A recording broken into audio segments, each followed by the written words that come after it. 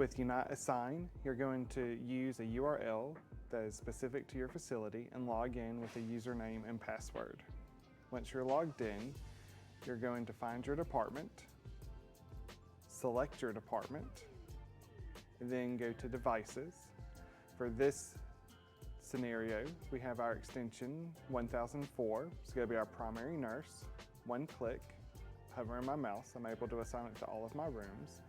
And in 105, I have another option where I can click on No Staff right here, use the drop-down menu, select the staff that's going to be carrying this device, and then I can select that user, hover my mouse over the rooms that they are providing care for, and then I can finish my assignment with my staff who is providing patient care. Up at the top, I can hit Activate Changes. I can hit Activate Anyway.